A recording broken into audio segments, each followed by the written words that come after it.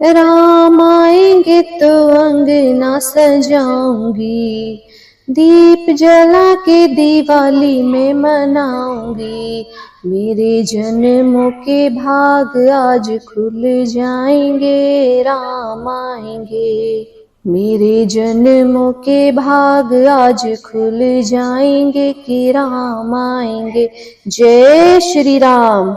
प्रिय भक्तजनों, रामनवमी का दिन बहुत ही खास होता है। आइए जानते हैं इसका महत्व और इससे जुड़ी हुई एक रोचक कथा। आइए श्रवण करते हैं। रामनवमी का दिन बहुत खास होता है। चैत्र माह के शुक्ल पक्ष की नवमी तिथि के दिन रामनवमी का पर्व मनाया जाता है।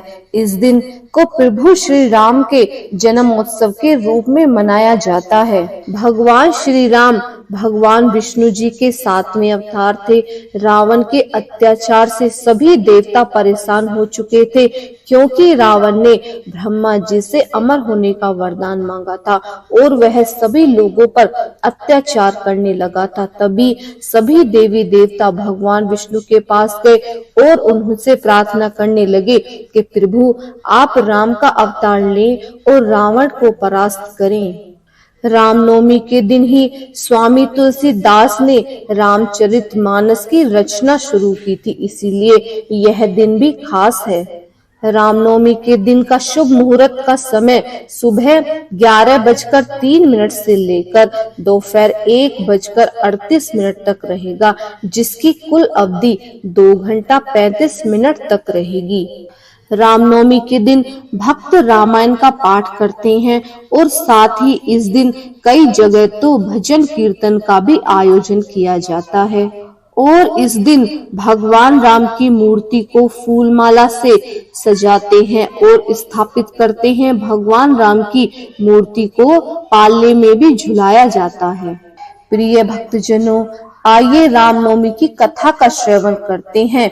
भय प्रगट कृपाला दीन दयाला, कौशल्या हितकारी, हर्षित महतारी, मुनि मनहारी, अद्भुत रूप विचारी।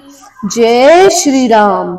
जगत पालन करता श्री विष्णु ने अपने 7वें अवतार मर्यादा पुरुषोत्तम श्री रामचंद्र के रूप में अनेकों अविश्वसनीय और अद्भुत लीलाएं रची और अंत में प्रभु ने त्रिलोक विजेता अहंकारी रावण का संहार कर बुराई पर अच्छाई की महाविजय प्राप्त की। श्री राम जी के जन्म दिवस को ही रामनवमी के रूप में बेहद उत्साह के साथ मनाया जाता है।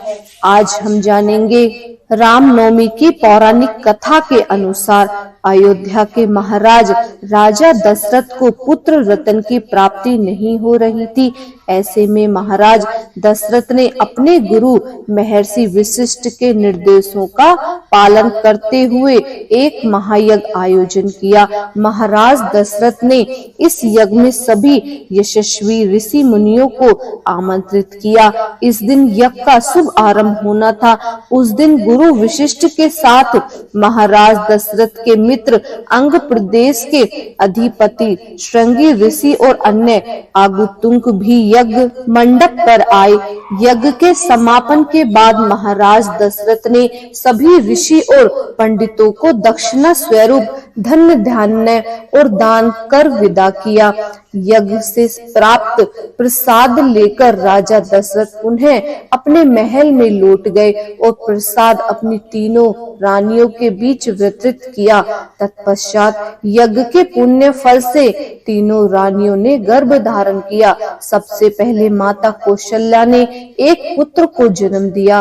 रानी कौशल्या के द्वारा जन्मे उस बालक के चेहरे पर करोड़ों सूर्य के समान आभा थी और उस बालक व्यक्तित्व अत्यंत ही आकर्षण था। अनुपम छवि वाले उस बालक को जो कोई भी देखता वही मंत्र मुग्ध हो जाता था।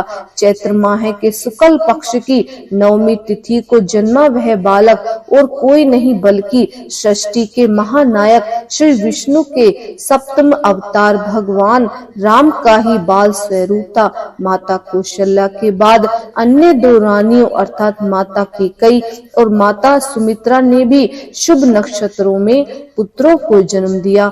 माता कैकेयी के एक पुत्र अर्थात भरत हुए एवं माता सुमित्रा के दो पुत्र लक्ष्मण एवं शत्रुघ्न हुए। अयोध्या के नन्हे राजकुमारों के जन्म का समाचार पाते ही पूरी अयोध्या नगरी में खुशियां और उत्सव की लहर दौड़ गई।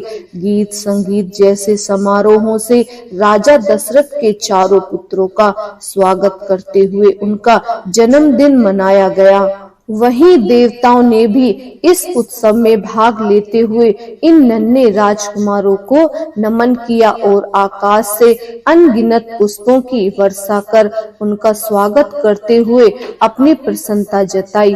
शीघ्र ही चारों पुत्रों का नामकरण संस्कार महर्षि वशिष्ठ के द्वारा किया गया तथा उनके नाम रामचंद्र, भरत, लक्ष्मण और शत्रुघ्न रखे गए। अत्यंत विलक्षण प्रतिभा के धनी श्री राम अल्प काल में ही अयोध्या वासियों के प्रिय हो गए। उन्हें सभी प्रकार के अस्त्र शस्त्र चलाने में असाधारण निपुणता प्राप्त हो गई। वे निरंतर माता पिता और गुरुजनों की सेवा में लगे रहते थे। श्री विष्णु के 7वें महाअवतार के रूप में जन्मे श्री राम ने अपने जीवन काल में अनेकों महान और धर्मपरायण कार्य किए। चाहे सीता स्वयंवर में धनुष तोड़ना हो या महाबली का वध कर सुग्रीव की सहायता करना हो। विवाह के पश्चात मर्यादा पुरुषोत्तम श्री राम अपने पिता की आज्ञा का पालन करते हुए पत्नी सीता और अनुज लक्ष्मण समेत वनवास स्वीकार किया।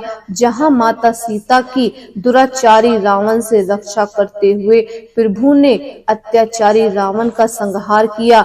ये वही राम और जो स्वयं जगत के पालन करता है और दुर्भाग्य शक्तियों के स्वामी हैं, किंतु उन्हें एक सामान्य मनुष्य जीवन का एक अद्भुत उदाहरण प्रस्तुत किया। युगों युगों के बाद आज भी श्री रामचंद्र के आदर्श व्यक्तित्व, धैर्य, निष्ठा, त्याग एवं पराक्रम और श्रद्धा और सम्मान देते हुए रामनवमी के दिन उनका जन्मोत्सव मनाया जाता है। आज भी राम भक्त अनन्य आस्था के साथ अपने आराध्य श्री राम का अवतरण दिवस मनाते हैं। तो बोलिए जय श्री राम, जय हनुमान। अगर वीडियो पसंद आई हो तो प्लीज सब्सक्राइब कीजिए, लाइक कीजिए और शेयर कीजिए। हरे कृष्णा, राधे राधे।